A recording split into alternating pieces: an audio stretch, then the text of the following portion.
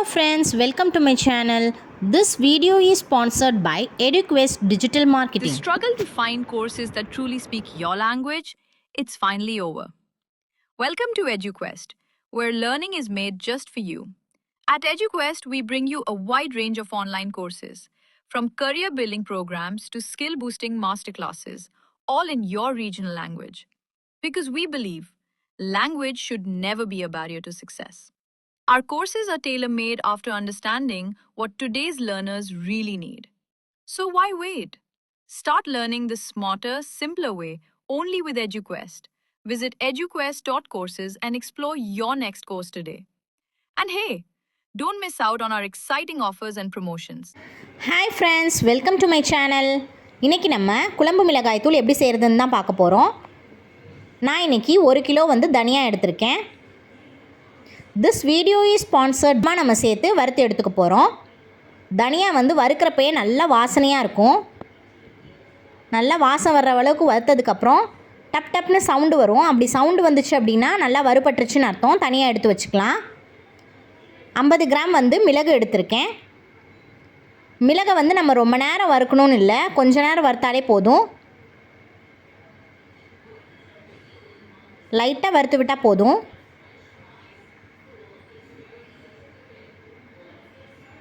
இப்போது மிளகு வறுபட்டுருச்சு.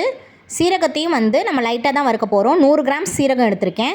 ரொம்ப நேரம் சீரகத்தை வறுத்தோம் அப்படின்னா கசப்படிச்சிரும். 100 கிராம்ஸ் துவரம்பருப்பு எடுத்திருக்கேன். துவரம்பருப்பை நான் கொஞ்சம் நேரம் நல்லா வறுக்கணும்.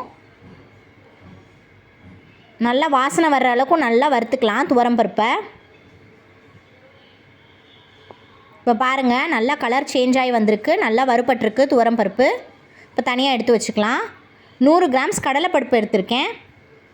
கடலைப்பருப்பையும் நல்லா வறுத்துக்கலாம்.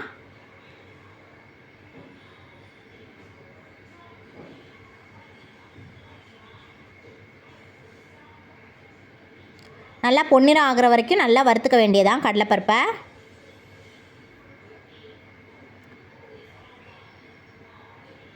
அடுத்ததாக வெந்தயம் நம்ம சேர்த்துருக்கோம். வெந்தயத்தையும் நல்லா வறுத்தாச்சு. 25 கிராம்ஸ் வெந்தயம் சேர்த்துருக்கேன். பச்சரிசி 200 கிராம் சேர்த்துருக்கேன். அதையும் நல்லா வறுத்துக்கலாம்.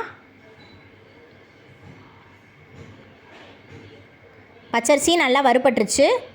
100 கிராம்ஸ் விரலி மஞ்சள் எடுத்திருக்கேன். விரலி மஞ்சள் நம்மளுக்கு எல்லா கடைகள்லையுமே கிடைக்கும்.